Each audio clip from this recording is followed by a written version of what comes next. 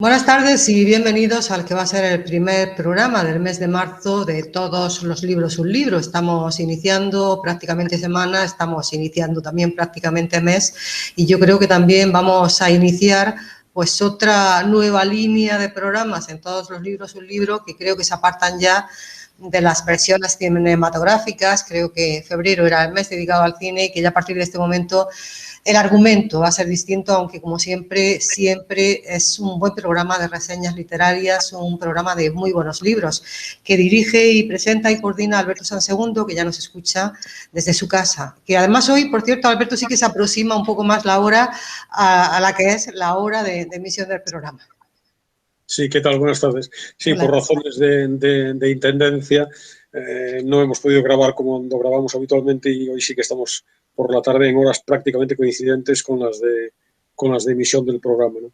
Y bueno, con respecto a lo del cambio de línea, no se va a abrir una nueva línea, a no ser que va a ser un programa aislado, específico, autónomo, sin nada que ver con los anteriores ni tampoco con los que vendrán después, y que se cierra en sí mismo, no es como otras veces que abrimos series o ciclos, no será el caso, a no ser que interpretemos, y se puede interpretar perfectamente, que la obra del escritor que vamos a presentar hoy es en sí misma una línea, es en sí misma una serie, porque es realmente un escritor prolífico, excepcional, creador de un universo muy, muy, muy personal y que realmente merecería la pena llamarle a él solo una literatura, en cierto modo.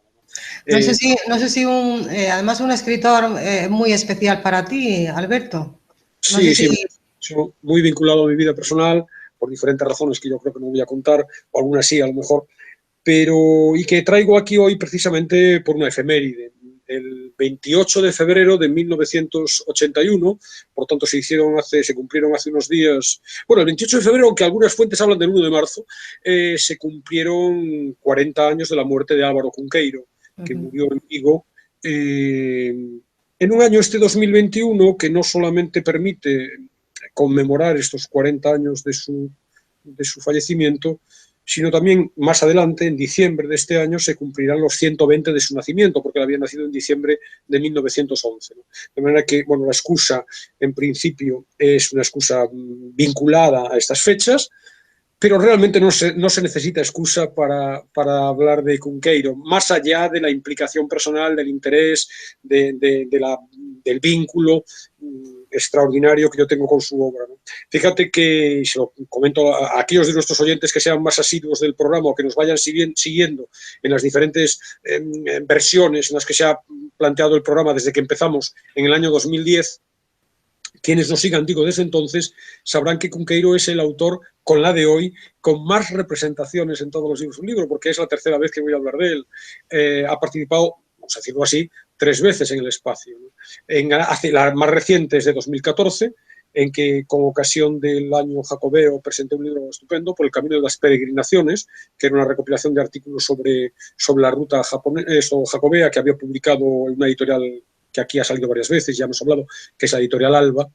Y luego antes, en 2011, había presentado un libro genial, Las historias gallegas, que es muy descriptivo del mundo de Cunqueiro, una edición que muy flojita, de la editorial Paréntesis, pero que tenía una muestra, incluía una muestra de 67 semblanzas de personajes gallegos inventados. La imaginación es uno de los rasgos característicos de Cunqueiro, y bueno, un elenco de personajes, como digo, ficticios, llenos de invención, llenos de magia, que además representaba perfecta, o sigue representando, claro, perfectamente una de las dimensiones, la de la galeguidad de Cunqueiro, una de las dimensiones más digamos, definitorias del escritor, ¿no?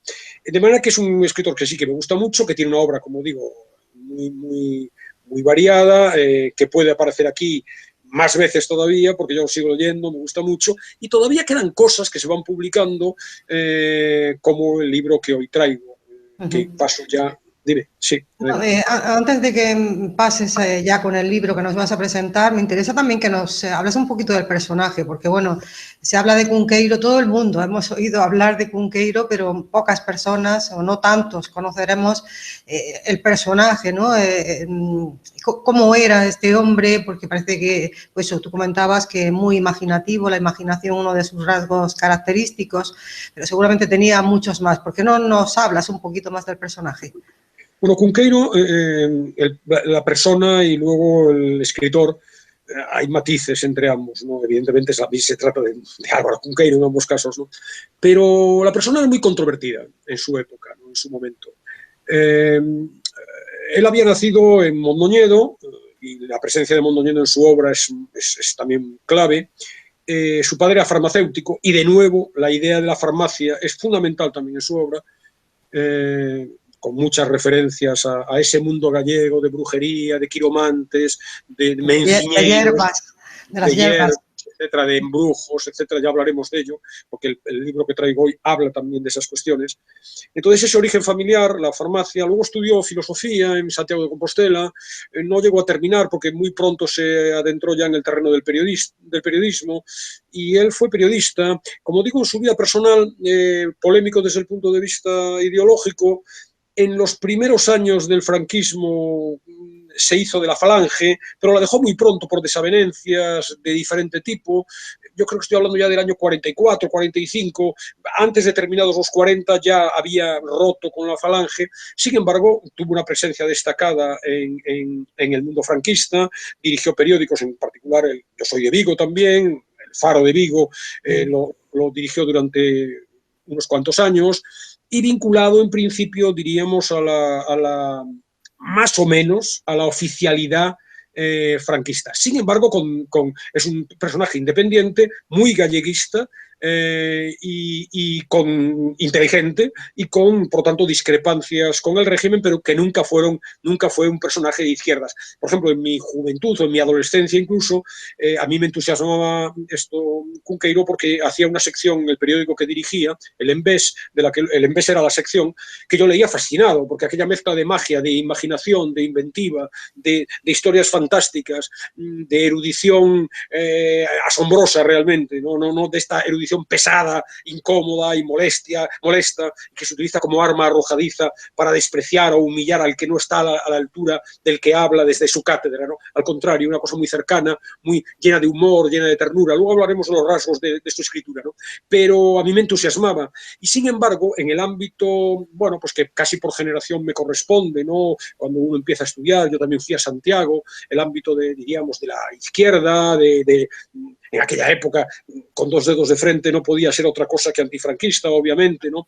Y estoy hablando de los primeros años de 70, ¿no? De los últimos de Franco, ¿no? Entonces tenía muy mala prensa en ese ambiente de la inteligencia, de la cultura de izquierdas, ¿no? Porque era un personaje que defendía, por supuesto, algo distinto al compromiso político, a la implicación, sino que defendía pues este territorio de la inventiva, de la invención, de la fantasía. Ahora hablaremos de su obra. También hablaré de ello más adelante, un amante de la gastronomía, y por lo tanto en aquel mundo austero del progresismo, que no admitía el más mínima, digamos, distracción en algo que pudiera parecer placer, ¿no? Pues alguien que reivindicaba la comida, que reivindicaba el vino, que reivindicaba los valores de la buena mesa, que además, diríamos, con terminología de la época, tenía una literatura de evasión, porque no encaraba abiertamente los problemas políticos del momento. Estaba muy mal visto, ¿no? Incluso, además, en la iconografía, las fotografías que circulaban de Cunqueiro, pues hay alguna en donde se le veía con aquella chaqueta blanca de la Falange, y todo eso lo hacía ser muy poco valorado. Mi tesis personal, que no deja de ser algo que puede estar hasta incluso rozando el delirio, es que Cunqueiro se hubiera llevado el premio Nobel si hubiera tenido una postura ideológica más comprometida, porque es un personaje como escritor que realmente con unas dimensiones como pocas hay insisto, yo no soy un conocedor, no soy un experto y por supuesto tampoco lo he leído todo como para poder establecer esos rankings, ¿no? Pero a mi juicio sí que tiene grandes rasgos que definen a un premio Nobel: excelente literatura, amplitud de miras, erudición, universalidad de su discurso, en definitiva, muchos elementos y luego también este factor que hoy funciona en el Nobel también, que es una lengua minoritaria, que siempre suele resaltarse. Es un escritor formidable al que le perjudicó, a mi juicio, esta vinculación al franquismo. Yo creo que no del todo fundada esa vinculación. Algo que sí consiguió otro gallego, ¿no? Camilo José Cela, que sí que consiguió el Nobel, y también de pasado falangista y adscrito al régimen, ¿no? Aunque sí que tiene algo más de literatura social, La Colmena, quizás, La familia de Pascual Duarte incluso.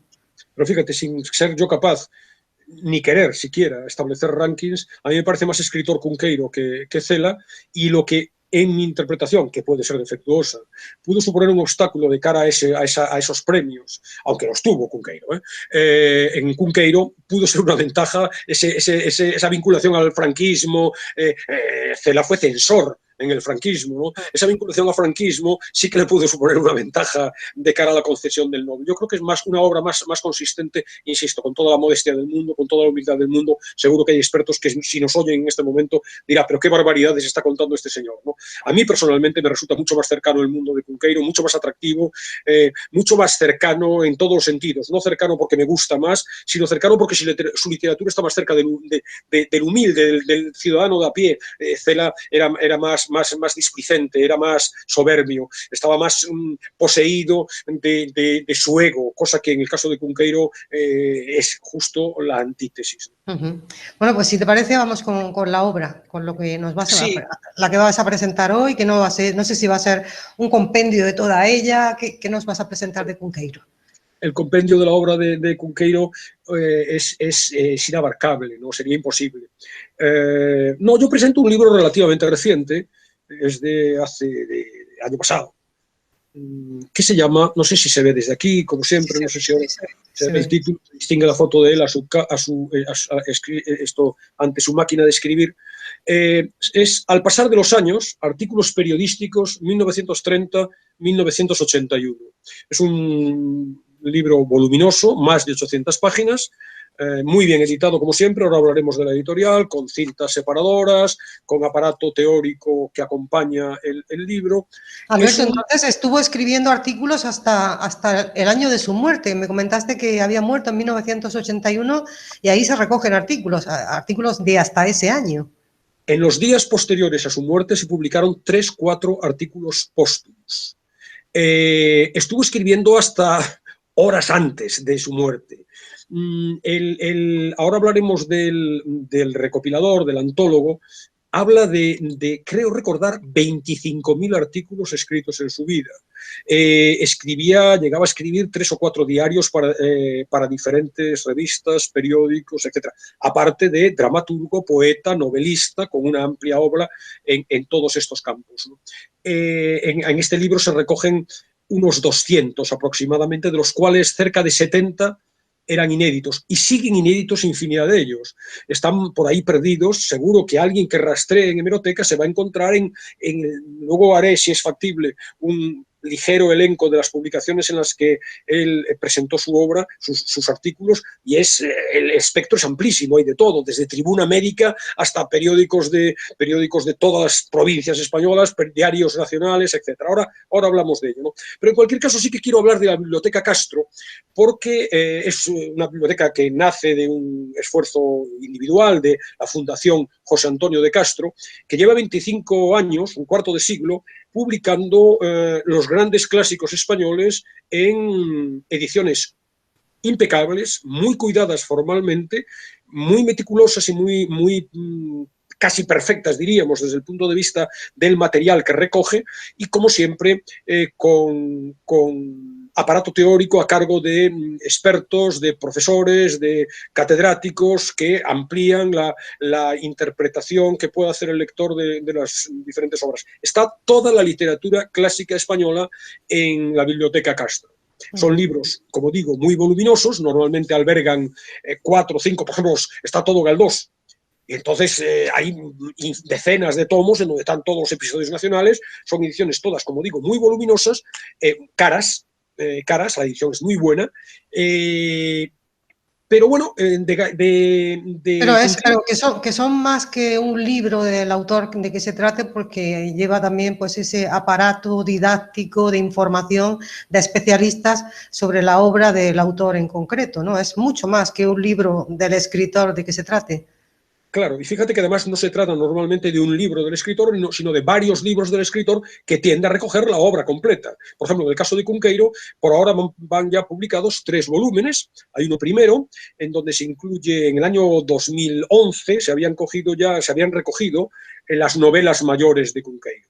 Merlín y familia, las crónicas del Sochantre, las mocedades de Ulises. Ya los títulos pueden evocar un mundo al oyente, si no ha leído todavía a Cunqueiro. Por cierto, si todavía alguien que nos está escuchando en este momento o nos está viendo a través de YouTube no ha leído a Cunqueiro, es el momento de apagar el ordenador, apagar la radio, dirigirse a una librería o a una biblioteca y empezar a leer a Cunqueiro con devoción. La radio se la pueden llevar puesta, la librería, no tienen que apagarla. Entonces, bueno, todas las novelas, y luego está en un segundo tomo, algunas otras novelas, entre ellas, por ejemplo, un hombre que se parecía a Orestes, que llegó a ganar el premio Nadal, y luego también están cuentos, poesías, ensayo, y ahora aparece, en un primer tomo, que yo creo que puede tener continuación, una recopilación, como digo, una antología de artículos periodísticos. Los 3 tomos de la Biblioteca Castro dedicados a Cunqueiro están editados por Miguel González Somovilla, que hace, además de la selección, introduce normalmente con un muy apetitoso estudio preliminar la edición correspondiente, ¿no? Pero fíjate, por ejemplo, que quiero mostrar al oyente también las novelas que están recogidas en Biblioteca Castro. Yo las tengo todas y estos son prácticamente inencontrables. Se pueden buscar en Librería de Viejo, en la colección, en la editorial Destino, la añeja colección Áncora y Delfín. Están todos los libros. Este es el año del cometa, pero yo los tengo todas las novelas. Ediciones, bueno, ya ves, una letra hoy absolutamente ilegible para una visión como la mía, pero son libros preciosos y que todavía en librerías de viejo pueden encontrarse. Si no, la referencia es la Biblioteca Castro, donde está toda la obra compilada. Entonces aquí tenemos, con un estudio de unas 100 páginas preliminar muy interesante, hay además una cronología en el libro de la Biblioteca Castro, con fotografías, algunas fotografías relevantes de su vida. Hay una bibliografía esencial, pero muy nutrida de Cunqueiro, no solamente de la obra escrita por él, sino de también algún trabajo o estudio o libro sobre él. Y luego hay un epílogo que vuelve a incluir un artículo de Somovilla, y luego hay 3 artículos sobre Cunqueiro, uno de Francisco Umbral, que en realidad es una entrevista con él, otro de Carantoña, Francisco Carantoña, y de Juan Cueto, ¿no? Entonces, bueno, la edición ya merece la pena. Hemos hablado del Cunqueiro personaje de la vida pública. Quiero hablar brevemente del Cunqueiro escritor, ¿no? Porque de algunos rasgos que definen su escritura, que pueden, creo, ser ilustrativos para quien nos escuche y que además pueden ayudar a completar la imagen de quién es él antes de adentrarnos en estos artículos periodísticos, en las 10 secciones que tiene el libro, y hacer un pequeño comentario de qué se va a encontrar el lector si se decide a comprar y a leer al pasar de los años, ¿no? Bueno, de momento sabemos, perdona que te interrumpa, Sí. que fue un escritor muy prolífico y que estuvo escribiendo hasta el fin de sus días. Eso es lo que conocemos de momento. Ya, cuéntanos más. Un enamorado de la literatura y de la escritura y, por lo tanto, apasionado en todo lo que hace, en todo lo que escribe, ¿no? Un hombre, como digo, de una erudición portentosa, un sabio, pero, de nuevo, sin utilizar esa erudición como un arma arrojadiza. Tiene este humor gallego, dice en uno de sus artículos: yo no soy un erudito, desmiente, ¿no? Por eso pido perdón si alguna vez me encuentran como tal. A mí lo que me gusta es contar llano y seguido, fantástico y sentimental a la vez. Lo que pasa es que a veces está uno distraído, ¿no? Pero bueno, la erudición y a la vez esta rebaja de la erudición que da, por ejemplo, el humor, ¿no? Políglota, leía con soltura en francés y en inglés, también, por supuesto, en gallego, escribió en gallego muchísimo, y en castellano, claro. Sus 2 lenguas maternas, el gallego y el castellano, que técnicamente materna lo era exclusivamente el gallego, porque Su madre hablaba en gallego, el padre no. Mucha imaginación, como ya he dicho, inventiva, inteligencia enorme, sensibilidad, ternura, magia, humor. Siempre amante de Galicia, recreando la realidad inmediata de su tierra gallega, pero no solo la inmediata. Por cierto, a propósito de la inmediatez, en estos artículos que se cierran en el año 81, encontramos sorprendentemente actuales artículos sobre la contaminación, la fealdad arquitectónica moderna, los incendios en Galicia, cómo no, las catástrofes ambientales en los mares, todo esto antes del Prestige, por ejemplo, ¿no? Que no llegó a vivir. Pero no solamente esta realidad inmediata, sino sobre todo destaca, incluso cuando habla de esa realidad cercana, tangible, la otra realidad, la de los mitos, las costumbres, los paisajes, muchas veces quiméricos, muchas veces inventados, su paisanaje, no solo el real, sino también el inventado, el ficticio, con mucha presencia de los sueños, de las idealizaciones, de las recreaciones históricas, también fruto de la imaginación en muchos casos, mucho anclaje, como se deduce de los nombres de las novelas, Sinbad, Ulises, Orestes, mucho anclaje en mundos literarios pretéritos, la erudición aflora también aquí, en la idea de que está Shakespeare, Hamlet, está en el título de alguna de sus obras, el año del cometa, la Edad Media, la literatura medieval. Siempre un prodigio de saber, esa erudición, y de fantasía, y con una serie de reglas, digamos, básicas, una serie de postulados que pueden definir su obra. La necesidad de la invención, esta idea de crear universos a partir de lo que hay o incluso al margen de lo que hay, sus libros están llenos de fenómenos extraños que no siempre están regidos por la racionalidad. Aparecen islas subterráneas, aparecen tabernas que están ancladas en mitad de los océanos, un fraile que se queda dormido, eso son leyendas medievales, se queda dormido, no, contempla un pajarillo y de repente han pasado siglos, ¿no? Ángeles, sirenas, fantasmas, dice que bueno, los fantasmas no existen, pero él defiende esa tendencia gallega a creer en ellos, ¿no? Porque dice, los fantasmas nunca son tales, sino otra forma de entendimiento de la realidad. Esta visión de la fantasía, de lo mágico, es otro rasgo de él, ¿no? La importancia, como decíamos hace un rato, de lo literario. Él le entusiasmaba trabajar en realidad, porque escribir, ¿no? Él dice, siempre tuve la tendencia de transformar la noticia más urgente en literatura. Y eso es algo que ya como niño yo, cuando leía esa sección del Embés, me fascinaba, porque es una noticia de un periódico, pero es una noticia de periódico donde a partir de un elemento totalmente trivial o prosaico o convencional, era capaz de retrotraerse a un mundo, insisto, bien literario, bien histórico, bien fantasioso, pero lleno de magia. He repetido la palabra magia muchas veces, pero realmente es la primera que me viene a la cabeza al referirme a él, ¿no? Alberto, ¿y cuánto se ha perdido de eso, ¿no? De aquellos artículos que buscábamos, yo creo que con fruición, ¿no? Cada semana, si era una revista semanal o a diario, si era un diario, un periódico. Se ha perdido, bueno, los periódicos incluso están ya muy mal, ¿no? A punto de la extinción, pero se ha perdido esto, ¿no? Yo recuerdo de ir a buscar unas determinadas firmas en revistas, en periódicos, y se pasaba un rato muy bueno, ¿no? Porque había esa imaginación, ese bien escribir, que ahora yo creo que se echa mucho de menos. Claro. Fíjate, yo sigo leyendo, yo leo El País por muchas razones, pero una de ellas es por Jacinto Antón, esperando encontrarme un artículo de Jacinto Antón. Leo El Mundo porque en este momento espero encontrarme un artículo de Andrés Trapiello. Evidentemente hay otros factores. Leo el suplemento cultural del ABC porque en él me puedo encontrar con mucha probabilidad Andrés Ibáñez. Es decir, firmas que vas buscando, ¿no? De manera que, y Cunqueiro merecía la pena el periódico exclusivamente por el artículo de Cunqueiro, ¿no? Hay más cosas, ¿no? Está en su obra.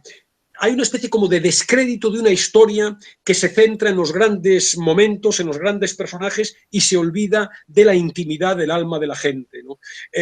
La idea de la alegría y del optimismo. Es un escritor, es una persona que rezuma vida.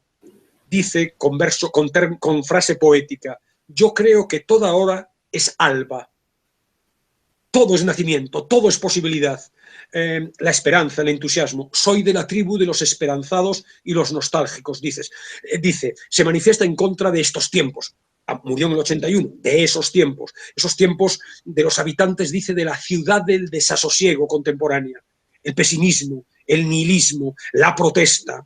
Él dice, se queja de los tristes. Tristes fuimos en el dulce aire que del sol se alegra. Y dice, por eso Dante los condena al infierno, a los tristes, a los pesimistas, a los que ven lo negativo, ¿no?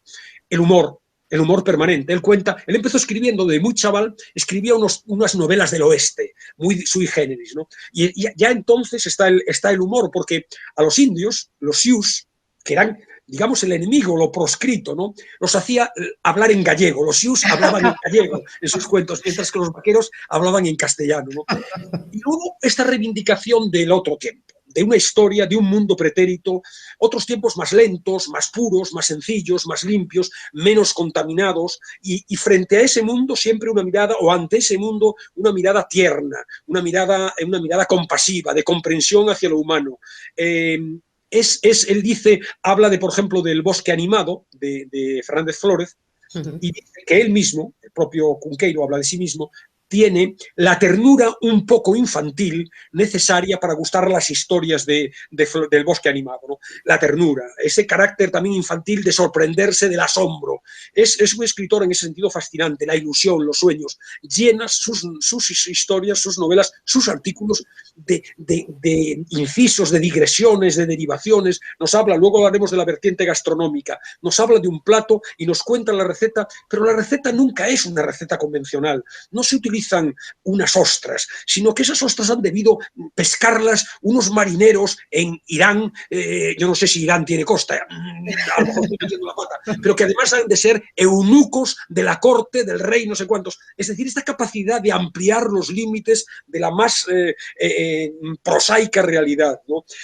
Por otro lado, la idea del placer sencillo, de la simplicidad, que eso encuentra Galicia, permanente en todo momento, ¿no? Pero esta idea habla de Montaigne, y dice Montaigne, como nosotros, hablaba de Guevara. Guevara es un obispo de Mondoñedo, que a él le entusiasma, y dice, paseaba, tomaba el sol y bebía un cuartillo de rojo vino. Más o menos eso es todo. Esta idea de la vida como los placeres sencillos, sin grandes alaracas, su escrito, su novelita, su articulito, y luego el contacto con la gente, la feria del pueblo, la comida que le gustaba mucho, etc., ¿no? La magia que hay detrás de los acontecimientos cotidianos. Esto que hablábamos de los artículos. Él glosa, en uno de los artículos, glosa a Lence Santar. Lence Santar era un periodista también de Mondoñedo, que fue antecesor suyo en el cargo de cronista de la Villa, fue cronista de Mondoñedo, ¿no? Y el periodista mandaba al Progreso de Lugo, el periódico El Progreso de Lugo, las noticias que consideraba más importantes del día, ¿no? Y hay un articulito de Lence Santar que decía, ha venido prematuramente la primavera, se han vendido en la plaza los primeros guisantes y en el huerto de quien esto escribe han florecido las primeras clavelinas, ¿no? Cunqueiro resalta esta frase, porque es en cierto modo una especie de su poética, este es su mundo.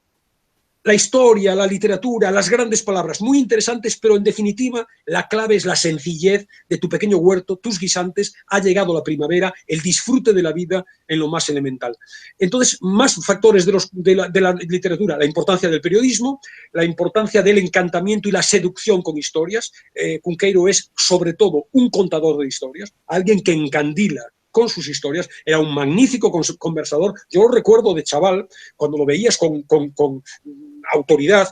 Voy a hacer una referencia personal, pero que a su vez es literaria. Había en Vigo una taberna, la taberna Eligio, que es muy conocida. Ahí estaban toda la intelectualidad de Vigo, ahí se iban a tomar los vinos y las tapas de pulpo, toda la intelectualidad gallega, ahí estaba Cunqueiro. Y la referencia literaria del Eligio, y aprovecho para recomendar, ya hemos hablado de esto hace un par de años, a recomendar a los oyentes otros libros. Domingo Villar, el escritor de Vigo, que tiene la serie del comisario Leo Caldas, una serie policíaca con 3 novelas publicadas hasta ahora. Muy buenas, además. Muy buenas, además, muy buenas. La playa de los ahogados, bueno, no recuerdo exactamente los nombres de las 3. La primera es la playa de los ahogados. El personaje, Leo Caldas, se va a tomar sus vinos también a la taberna de Eligio, ¿no? Es cierto. Yo recuerdo ver a Cunqueiro en la taberna de Eligio con su círculo de ya no solamente amigos, conocidos, cercanos, los artistas, etcétera, etcétera, insisto, con esa distancia que establecía la izquierda con respecto a Cunqueiro, pero todo el mundo encandilado por la facundia, esa capacidad de hablar y de contar historias y de conectar la erudición, los acontecimientos históricos, la literatura, etc. Y luego no he dicho, y cierro esta presentación, digamos, de los rasgos dominantes de la obra de Cunqueiro con la idea de la galeguidade, la idea de Galicia que está muy presente. El amor por Galicia define la obra de Cunqueiro, y el amor por sus personajes, por sus gentes, por sus paisajes que afloran constantemente en artículos, novelas, incluso las novelas ambientadas en cualquier otro sitio que no sea Galicia, los bosques recuerdan a Galicia, etc. De manera que una obra con muchísimas implicaciones, muy interesante por muchos motivos y que, insisto, es una pálida muestra, lo que estoy contando, una pálida muestra de lo que se va a encontrar un lector que se quiera adentrar en la literatura de Cunqueiro. Y Alberto, ¿y periodista? ¿De qué escribía? En esa faceta de periodista, con tantos artículos, ¿de qué escribía? Yo no sé si ese tema también ideológico, de lo que pasaba en aquel momento. Hay que recordar que en el 81 fue el intento de golpe de Estado, por ejemplo, ¿no? En nuestro país. Yo no sé si él tocaba también ese tipo de temas, si hablaba de todo ello. Murió 8 días después del 23F, claro. No, ni eso, murió el 28 de febrero, 5 días después. No. Los artículos son esto que acabo de contar. Es decir, con la excusa de que una noticia probablemente apócrifa o de estas que entonces se pasaban por los teletipos y sin comprobación ninguna, de que había nacido un bebé en Uruguay, que a los nada más nacer, salir del vientre materno, ya se expresaba con absoluta corrección en castellano. A partir de ahí él construyó, tiene un artículo que se llama El Uruguayo Parlante, que está precisamente en esta recopilación. Era capaz de construir una historia vinculándolo con su mundo personal, hecho, como digo, de referencias históricas, literarias, de diferentes épocas, la conexión con su mundo personal, que era muy rico, muy lleno de imaginación y muy lleno de humor, ¿no? Los artículos de Cunqueiro no solamente aparece aquí esta selección de 200 que muestro hoy, han aparecido en la editorial Tusquets en diferentes compilaciones a lo largo de estos años, a cargo, la mayor parte de ellas, de César Antonio Molina, otro gallego literario, que fue ministro de Cultura, creo recordar con Aznar, me parece. En Tusquets... Yo creo que fue en un gobierno socialista, Alberto. Bueno, creo que fue en un gobierno socialista, me suena a mí, no lo sé. Así a bote pronto no te lo puedo discutir, a mí me suena a Aznar, pero en cualquier caso probablemente tengas razón, ¿no? Entonces digo, fábulas y leyendas del mar, artículos sobre el mar, tesoros y otras magias, viajes imaginarios y reales, los otros caminos, que es el que estoy mostrando, el pasajero en Galicia, la bella del dragón, son todo recopilación de artículos que te dan una idea de por dónde iban los tiros. Viajes imaginarios y reales son artículos que hablan de viajes de él. Por ejemplo, él le gusta mucho Shakespeare y ha leído a Hamlet. Y a propósito de Hamlet, es muy curioso también esta cosa de la imaginación. Él habla de cómo se imagina el castillo de Elsinor, se lo imagina como un lugar de viento racheado, ¿no? Y entonces luego hace un viaje real y conoce el camino, el castillo de Elsinor. Y efectivamente le toca un día con muchísimo viento. Y él dice, acerté. Y es una indicación de por dónde van los tiros de sus artículos y luego del modo en el que los construye. Inventa ficciones a partir de una realidad constatable, ¿no? Entonces, sus artículos, los artículos que se recogen al pasar de los años, son, como digo, unos 200, están desde el año 30-31, los primeros, cuando apenas tenía 19 años, y con participación en periódicos, revistas, semanarios, hasta incluso en programas de radio también, hasta los que escribió antes de morir. Como te decía, 3 artículos aparecieron en otros tantos medios con posterioridad, los días posteriores a su muerte, artículos que había enviado puntualmente un muy cumplidor Cunqueiro horas antes de morirse. Muy trabajador, que bueno, también se dice eso, ¿no? De los gallegos, ¿no? Que son muy cumplidores, muy trabajadores, es también, no sé si un tópico, ¿no? Pero se comenta mucho. Por cierto, era en el gobierno de José Luis Rodríguez Zapatero, cuando fue ministro de Cultura, sí. Perfecto. César Antonio Molina. O sea, estabas más cerca de tener razón tú que yo, porque yo lo asociaba a la derecha y sin embargo... No, además fue en sustitución de Carmen Calvo, la que ahora es vicepresidenta del gobierno. Perfecto. Entonces digo, Cunqueiro escribió en más de 50 periódicos, revistas, tanto gallegos como del resto de España, muy variados. Faro de Vigo, que era el lugar natural en donde manifestaba su talento periodístico, ya te digo que llegó a ser director del periódico durante mucho tiempo, y luego Tribuna Médica, Jano, Medicina y Humanidades, que son todos de revistas médicas, La Voz de Galicia, Sábado Gráfico, El Progreso de Lugo, como decíamos, El Pueblo Gallego. El Pueblo Gallego era un periódico, el nombre es muy definitorio, El Pueblo Gallego fue un periódico de la UGT, de toda la vida. El nombre es claro, El Pueblo Gallego. Solo que luego, con el franquismo, se convirtió en un periódico claramente de derechas. Las instalaciones del Pueblo Gallego, las oficinas y también las linotipias, porque entonces era todo un pequeño edificio, estaba a escasos 30 segundos de mi casa en Vigo. Y yo recuerdo también, pues, y a 45 segundos del Eligio, de la taberna Eligio. Ese era el mundo, yo lo recuerdo también permanentemente, a Cunqueiro saliendo del periódico y oyendo a entregar el artículo al periódico y luego yendo a Eligio, ¿no? La Estafeta Literaria, revistas literarias, Los Cuadernos del Norte, Asturianos, Finisterre, Destino, la revista de la editorial Destino, El Sol, Primera Plana, En Ya, en Radio Nacional de España, en un periódico de Vigo que era un periódico vespertino, La Noche, que yo también lo recuerdo, lo tengo asociado permanentemente en mi infancia, porque los vendedores, claro, al oyente joven no le dice nada a esto, pero entonces había vendedores de prensa que bueno, publicitaban a voces el periódico. Entonces, los vendedores de La Noche, había una señora en concreto que vendía La Noche y que gritaba ¡La Noche!, prolongando la E, ¿no? Y los niños que pasábamos a su lado le contestábamos permanentemente ¡Tu padre en coche! Le prolongábamos también la E, ¿no? Bueno, en La Noche escribía también, La Noche salía, lógicamente, a última hora de la tarde, era cuando teníamos, esto tampoco encajará en la comprensión de un oyente muy joven, había ediciones matutinas de los periódicos y luego había periódicos que salían por la tarde o incluso algunos periódicos ya de edición vespertina, ¿no? En este momento de que Internet nos da la noticia nueva al segundo, no se puede entender que debiéramos esperar a la noche para saber qué es lo que había pasado durante el día. Entonces, bueno, ahí hay artículos de todas estas fuentes diversas, el antólogo ha ido recopilando, picoteando de aquí y de allá, extrayendo artículos, como digo, muchos de ellos, todos menos 60 y tantos, ya estaban publicados en alguna de estas otras antologías que acabo de reseñar, pero hay unos 60 y 65 así que son absolutamente inéditos. Insisto, el autor habla de 20.000 publicados en su vida, por lo tanto, seguro que quedan varios miles todavía que en los próximos años, ojalá, tengamos todavía la posibilidad de acercarnos a ellos, porque son magníficos, ¿no? Entonces, bueno, yo si estamos todavía con algo de tiempo, sí que tenemos un poco de tiempo, sí. Presentaría por encima así las principales 10 grandes secciones que tiene el libro, que están organizadas por, digamos, ejes temáticos, ¿no? Vale. Hay una primera que tiene una veintena de artículos recogidos, que es En el principio fue el verso. Y bueno, ahí se trata del comentario y de la glosa de poetas favoritos de Cunqueiro, aparecidos, insisto, en épocas distintas, en fechas distintas, en medios distintos, ¿no? Entonces está tanto desde la tradición medieval galaico-portuguesa, que le gusta mucho a Cunqueiro, pero también los surrealistas franceses o la literatura, la poética, la poesía anglosajona. Era un gran conocedor de la poesía. Cunqueiro es un gran poeta, ¿no? La canción que ponemos hoy como cierre del programa está basada en un poema, es un poema de Cunqueiro.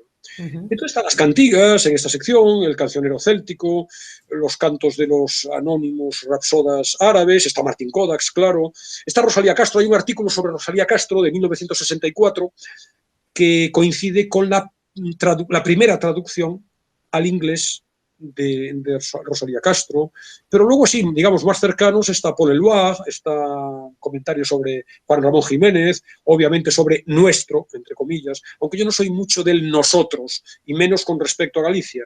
Luego cuando glose los artículos de Galicia de Cunqueiro haré esta acotación, ¿no? Yo no soy nada nacionalista, ¿no? Castelao. Está Castelao también, un artículo sobre Castelao. Está sobre Octavio Paz, algún artículo sobre Pere Ginferré, cuando todavía no firmaba Pere Ginferré, sino Pedro Ginferré. Y luego sobre muchos gallegos, Ramón Cabanillas, Pimentel, Pondal, que son clásicos gallegos, y luego otros absolutamente desconocidos, incluso para quien tenga un mínimo conocimiento de la literatura gallega. Para mí, Manuel Leiras Pulpeiro o Fernando Esquío no me suenan de nada, y sin embargo, la mirada pertinente, el análisis pertinente de Cunqueiro siempre te te despierta, te aviva el interés, ¿no? Hablaba de Galicia, ¿no? Hay una segunda sección que es el mapa de Galicia, un mapa de Galicia, exactamente.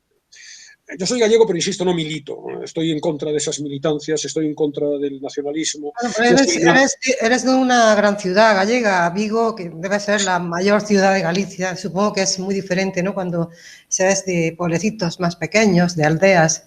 Sí, Quizás bueno, hay más claro, galleguismo ahí en esos lugares un poco más pequeños.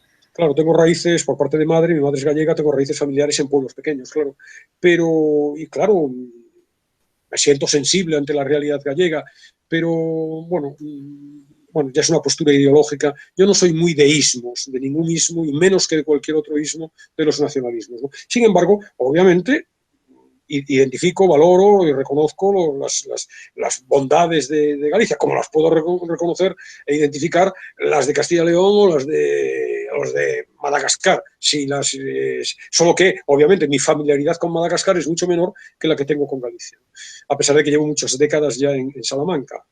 Entonces hay artículos sobre los montes, los ríos, las parroquias, las ciudades, los campesinos, los pescadores, las catedrales, los conventos, las lluvias, los vientos, las tabernas, sobre todo las tabernas, los pazos, la mar, los caminos. Entonces hay infinidad. Él habla de cómo, Cunqueiro habla como muy pronto en su vida la, digamos, vocación gallega se le despierta ya casi de adolescente. Él dice que un día en los pasillos del Instituto de Lugo me encontré con el mapa de Galicia de don Domingo Fontán. Fue mi gran encuentro con mi país gallego. Allí estaba mi tierra, tierra de mi vocación y de mis días, la tierra temporal y la eterna, la tierra que mi lengua, la lengua de mi oscuro acento labriego, necesitaba para sonar. El acento gallego de Cunqueiro era extraordinario, ¿no? Muy, muy acusado. Por cierto, un paréntesis.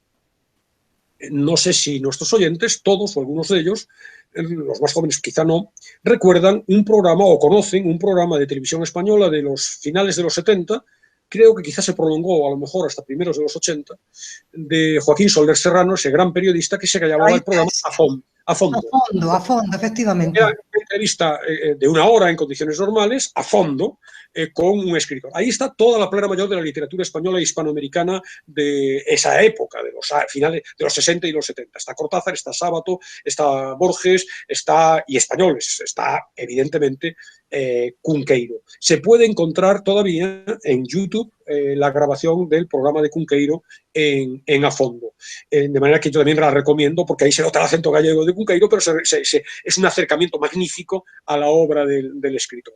Entonces, bueno, ahí tenemos, en esa sección gallega, están las costas, hace un recorrido por las costas gallegas, en diferentes artículos, diferentes estampas de pueblos, de ciudades, aparece Compostela, aparece Vigo, aparece Sargadelos, Lugo, Pontevedra. Luego también ya en esta otra dimensión de invención fantástica, habla dentro, en relación con Galicia, los países de Merlín.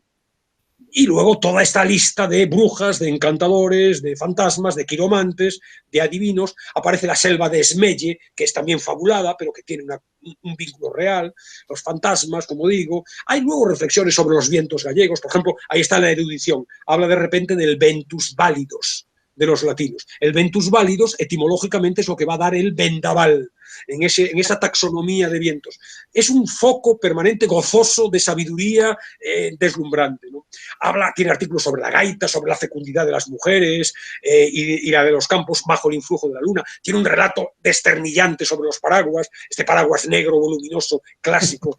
Tiene artículos hoy muy actuales, en un artículo de 1976, es decir, estamos hablando de hace 45 años, ¿no? Sobre los incendios forestales. Otro curioso sobre la producción de kiwis en Galicia, porque Galicia tiene en algunas zonas en torno a Vigo, hay una especie de microclima que facilita, yo recuerdo toda la vida, ahora ya no, porque el desarrollo urbano ya es otra cosa, ¿no? Pero yo recuerdo toda mi vida las calles de Vigo con naranjos, siempre. Vigo tiene un clima muy particular y entonces tiene un artículo sobre la entonces novedosa producción de kiwis en Galicia. Esto es uno de los artículos que se difundió en la radio al día siguiente de su muerte.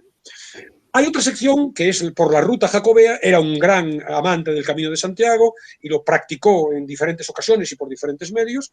Entonces, bueno, hay dos libros aparte de artículos. Estaban la mayor parte de los artículos que se publican en este texto que hoy traigo sobre la ruta jacobea, ya estaban en las dos grandes series publicadas antes sobre el tema: Camino de Santiago de Roncesvalles al Cebreiro, y el otro que era Por el camino de las peregrinaciones de Piedrafita a Compostela, que son libros del 62 y del 64. Luego hay otra sección sobre el mar, el mar Atlántico, que rodea Galicia, claro, pero luego en los mares de la ficción, ¿no? La sección se llama El mar que nos rodea, y ahí está todo: las olas, los faros, los transatlánticos, las ballenas. Hablará también de Finisterre, claro, ¿no? Claro, Finisterre, sin duda, pero están los vientos, están las corrientes, están las sirenas, están las islas. Entonces ahí tienes toda la magia de las utopías atlántidas y de las sirenas, como digo, la genealogía de las sirenas. Aparecen tabernas que de repente están perdidas en mitad del océano. También habla de la pesca del bonito, de un viaje a las Islas Cíes, habla de la actualidad del pulpo, hay un cuento que se incorpora y que, si tengo tiempo, querría leer íntegro. Es breve, pero es un poco más largo que la lectura normal, que se llama El Almirante, que es bellísimo, muy tierno, lleno de la tristeza de esta morriña, de esta nostalgia gallega, pero que además es muy definitorio, creo yo, del universo de Cunqueiro. Puede alguien que no conozca este mundo, puede ser una buena puerta ese cuento, El Almirante, muy vinculado al mar, puede ser una buena puerta para adentrarse en su literatura. Hay otra sección que es retratos y paisajes, en donde también pues aparecen, dentro de retratos, pues Quevedo lo vemos de espía en Venecia, paseamos por Barcelona con Cervantes. Hay una escena del Quijote que es bien conocida, ¿no? La primera vez que Alonso Quijano llega a Barcelona y se encuentra por primera vez en su vida con una imprenta, ¿no? Eso está recreado en un artículo, ¿no?, de Cunqueiro. Aparecen también en esta idea de retratos Fernández Flores, Unamuno, Sánchez Mazas, Agustín Cerezales, que fue crítico literario y fue el director previo a él en el Faro de Vigo. Tenía 5 hijos, y entonces hay un artículo así simpático, cercano, cariñoso, en donde aparecen los 5 hijos de Cerezales.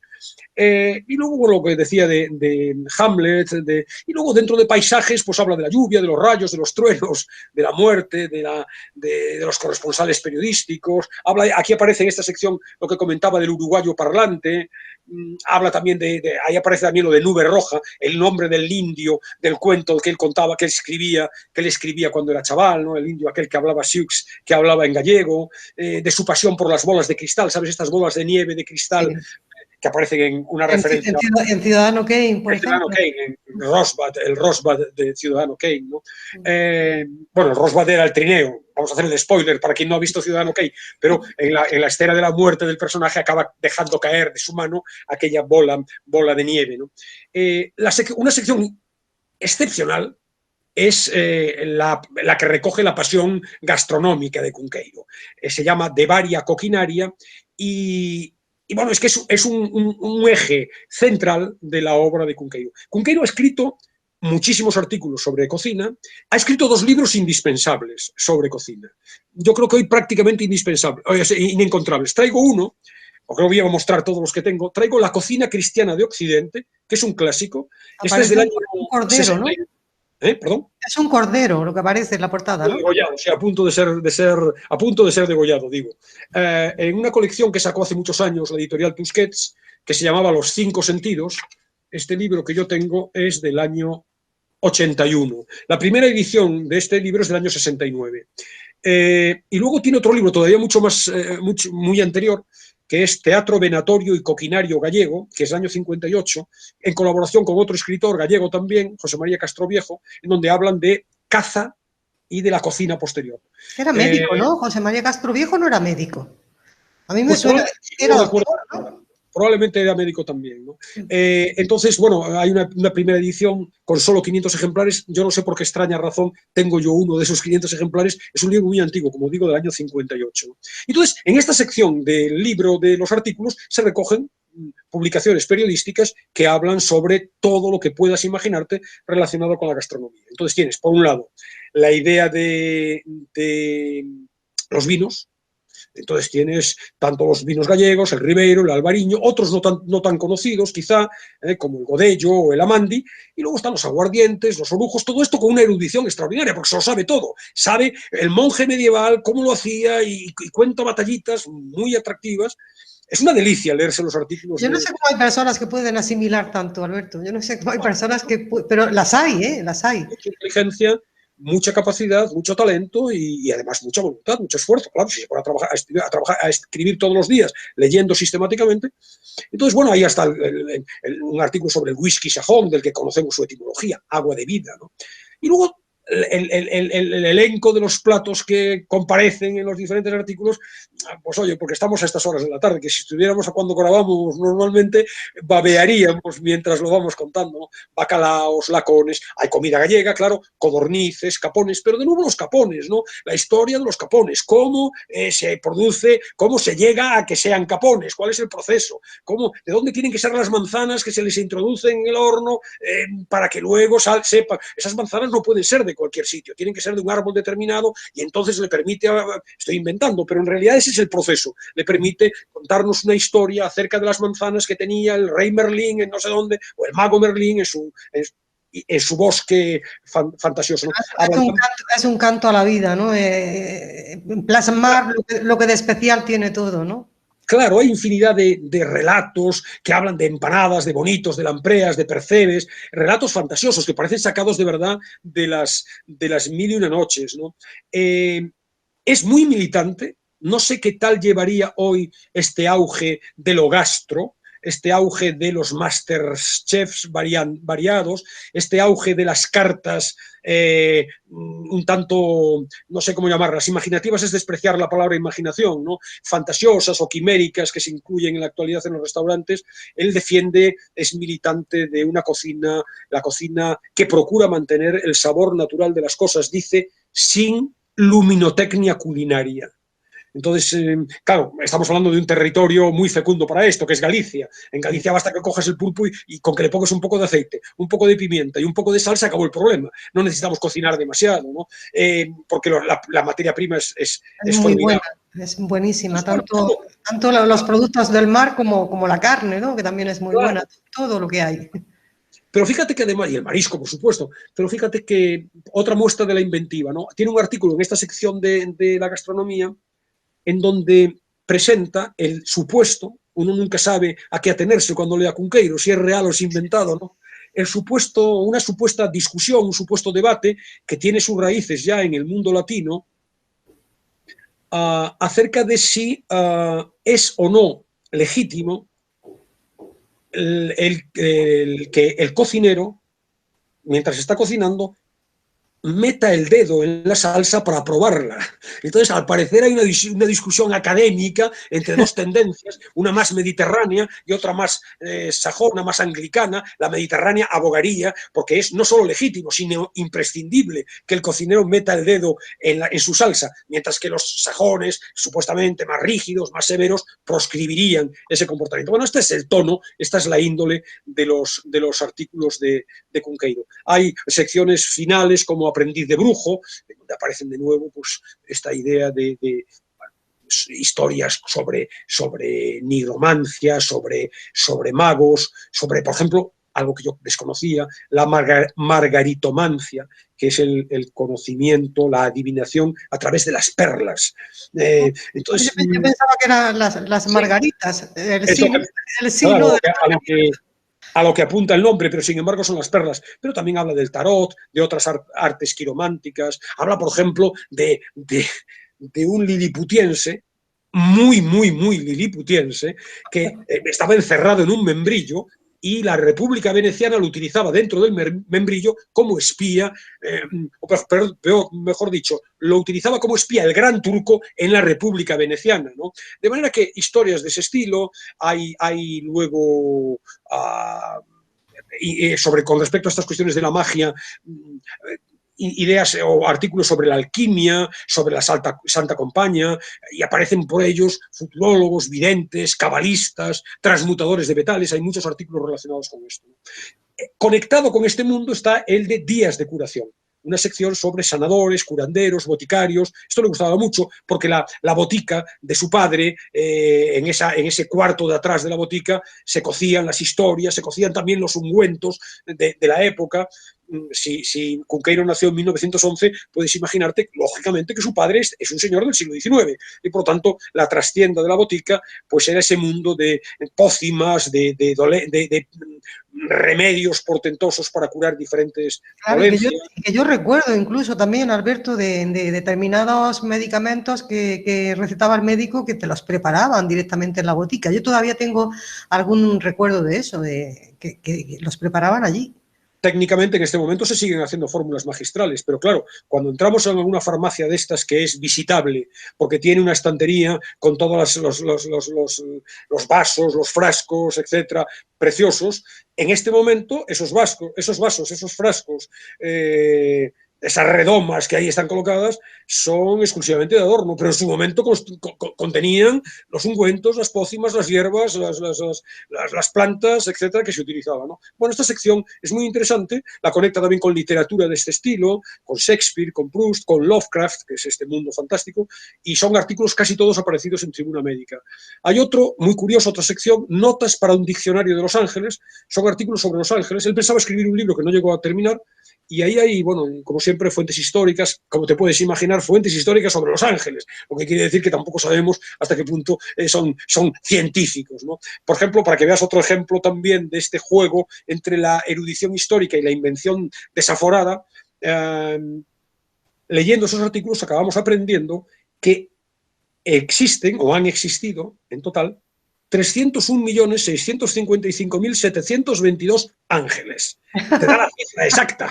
A partir de diferentes referencias, ¿no? Entonces, bueno, ahí hay de todo en esa sección sobre el mundo angélico. Y cierro ya. Los ángeles que, desde luego, tienen mucha importancia, ¿no?, en el cristianismo, y un ángel caído precisamente fue Lucifer, ¿no?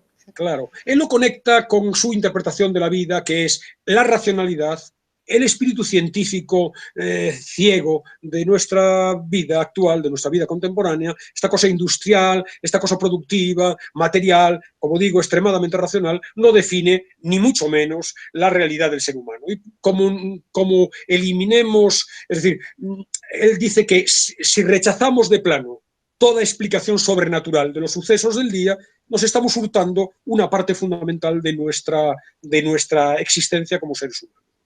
Y nada, para cerrar ya, el último capítulo se llama como el libro, Al pasar de los años, y hay una docena de artículos sobre el paso del tiempo y sobre los calendarios, los almanaques. A Cunqueiro le gustaban mucho los almanaques y los calendarios, los leía. Recuerdas tú también probablemente esta información absolutamente superflua que aparecía en los almanaques, ¿no? Pues esto era entusiasmo. El santo, por ejemplo, ¿no? El día... Claro, la historia del santo, la historia de la efeméride del día, que a lo mejor es un aniversario de un episodio de dudosa fiabilidad histórica, pero a partir de ahí Cunqueiro construye su mundo imaginativo, siempre muy rico, y bueno, una sección también final, postrera, interesante, pero para completar un libro que hay que leer durante muchos meses. Yo durante mucho tiempo he estado leyendo 1 o 2 artículos todos los días del libro de Cunqueiro, y la verdad, sinceramente, merece la pena una y otra vez, porque claro, hay tantas cosas que leer y uno no puede releer todo lo que quisiera, pero es un libro de tener en la mesilla y de consultar todos los días y de irse a la cama todos los días y lo lees por la noche con una sonrisa después de haber leído la delicia de cada uno de los artículos, cojas el que cojas, la delicia de los artículos de un escritor formidable, un nombre mayor de la literatura gallega, por supuesto, uno de los mayores y uno de los nombres mayores de la literatura española, sin ninguna duda. Alberto, que bueno, seguramente a muchas personas, ¿no?, se les va a abrir el apetito de conocer más la obra de Cunqueiro cuando nos leas ese fragmento del Almirante, que además va a ser un poquito más largo, pero antes la canción, que también estaba basada, o la letra es una poesía de Álvaro Cunqueiro. La canción es una maravilla, de una sensibilidad, de una ternura también, de una emotividad. Yo la lleva conmigo, por decirlo así, casi 50 años, desde muy chaval. La canción es del año 75 y por lo tanto lleva con todo el mundo 46 años exactamente. Y yo la oí en el año 75. Es una canción de entonces un cantautor gallego que no tuvo demasiada repercusión en toda España, ni siquiera incluso en Galicia. La tuvo en Galicia, pero no tanta como otros, Luis Emilio Batallán, Y la canción se llama Quen poidera enamorala, ¿quién pudiera enamorarla? Está basada en un poema de Cunqueiro, Novo Niño do Vento, Nuevo Niño del Viento, y la letra es muy bonita, quien no la siga la busca, la puede buscar en internet, pero y la música es una delicia, es una canción realmente conmovedora, emotiva, es muy difícil para alguien que la tenga vinculada a su vida, es muy difícil resistirse a la emoción cuando la escuchas, ¿no? De manera que es un cierre fantástico para el programa, y esta idea de emoción, de algo conmovedor, de algo entrañable y tierno, está también en el cuento de El Almirante. Es un cuento que publicó Cunqueiro en la revista Vértice en julio de 1939, fíjate qué fecha, julio de 1939, y que aparece en esta recopilación de Al pasar de los años. Es un cuento, se cierra en sí mismo, voy a leerlo entero, por tanto es por ello un poco más largo que lo que es la lectura habitual, pero yo creo que va a merecer la pena, espero leerlo con lentitud suficiente, no atropellarme como suelo hacer habitualmente, de tal manera que quien nos escuche pueda disfrutar. Muy bien, pues estamos muy atentos a ese almirante, cuando quieras. Pues nada, hasta la semana que viene. El Almirante. La aldea subía por la montañita, asomándose entre pomares y huertos.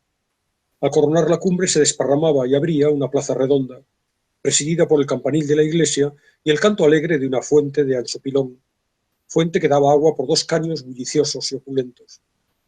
En el pilón, Migueliño jugaba con sus barcos de papel. Los hacía de todos los tamaños y les ponía nombres de desconocidos, de santos, nombres de esos países remotos que viven solo en los mapas de la escuela. Migueliño quería ser marinero, aunque vivía en una aldea de la montaña, perdida entre caminos, una aldea a donde no llegaba viento de mar, ni niebla de mar, ni gentes, ni fábulas del mar. Migueliño sabía los nombres de todos los mares y las cosas exactas que la geografía física de Dalmau dice de los huracanes y los fuegos de San Telmo, las auroras boreales, los ciclones, el Ecuador y la hermosísima polar. Migueliño construía barcos de papel, le regalaron una navaja y los construyó de corteza, rojinegros de coda de pino, verdiblancos de rama de álamo. Las horas muertas se pasaba en su oficio naval y en las navegaciones de su escuadra por el pilón de la fuente. Su vocación era patente. Migueliño sería marinero. Lo decía toda la aldea. Desde una ventanita verde lo soñaba Rosiña, que era pecosa y silenciosa y tenía 10 años del color de las manzanas. Cumpliendo Migueliño 14 años, desapareció de la aldea. Sus padres ni lo buscaron. Se fue para el mar, decía la madre, que se llamaba Josefa. El padre, Manuel, gran bebedor, se limpiaba la boca en la manga. Buen viaje, Migueliño, comentaba. Y se echaban los dos a llorar. Él se tiraba más por la bebida y ella iba a la iglesia a pedir a Nuestra Señora. Un día estaba Manuel segando la hierba cuando le llegó el aviso de que Josefa se moría. Muere de pena por no ver a su hijo. Buen viaje, Josefiña. Manuel, es evidente, tenía un sistema. Desde el día de la muerte de su mujer bebió más y más hasta que se encharcó. Cuando un bebedor de vino se encharca, ya se queda así para toda la vida. Manuel murió borracho, diciéndose a sí mismo: buen viaje, Manuel. De Migueliño nadie sabía nada. Ninguna noticia llegó en años a la aldea de la montañita. Rumores, claro está, había. Que en León vieron un pescador de caña que se le parecía, que en La Habana lo vieron en un barco, que había dado 3 vueltas al mundo, que mandaba en un transatlántico. Rosiña, desde su ventanita verde, soñaba. Migueliño vendría por el río del Molino en su transatlántico. Pudiera ser que el río fuera pequeño. Vendría en una lancha. ¿Cómo pasaría la represa del molino? Pararía en el molino. Ella iría corriendo. Migueliño le diría algo. Rosiña no sabía construir las palabras de Migueliño. ¿Qué lengua hablaría Migueliño? Todo era muy difícil, pero se arreglaría, como en los cuentos. Pasaron 10 años. La gente de la aldea fue, como siempre, a la feria del pueblo. Bajaban por los caminos sombrizos que llevan al valle. Pasaban por los puentes. Descansaban un poco para comer pan y tocino y picar un trago. La feria del año era sonada. Había música y fuegos, churrería, títeres, suerte del pajarito, tiro con premio, pitos de colores y polvo y sudor por la gran apretura de la gente. Feria sonada, en un campo ancho, bajo los castaños. Salvo los muy viejos y los muy niños, todos los habitantes de la aldea iban a la feria. Iban juntos para alegrar el camino, a caballo, en burro, a pie. Entraron por el pueblo adelante y se dirigieron a la feria. Antes de llegar al ferial, las mozas se pusieron las medias y los zapatos y se peinaron un poco. Los mozos se sacudieron el polvo con sus grandes pañuelos de hierbas. Pujó la aldea y se coló en el ferial para darle la vuelta obligada y ver las novedades. Se alineaban las barracas, eran las de siempre, pero ya no miraron para las barracas. Un hombre avanzaba hacia ellos. Vestía de azul, con gorra de plato. Llevaba galones de oro y unos grandes cordones plateados le cruzaban el pecho. El hombre vestido de fantasía era Migueliño. Lo conocieron todos, aunque tenía el rostro tostado del sol y de la mar, aunque medía 7 cuartas, aunque al sonreír al acercarse dejaba ver la sonrisa 3 dientes de oro. A Rosiña se le saltaron las lágrimas. El almirante abrazaba a todos sin decir palabra, emocionado, risueño. Miguel, Migueliño, almirante. Tanto como almirante no. Migueliño era el encargado de un columpio de barcas que se alzaba, coronado de banderas, entre las barracas del ferial.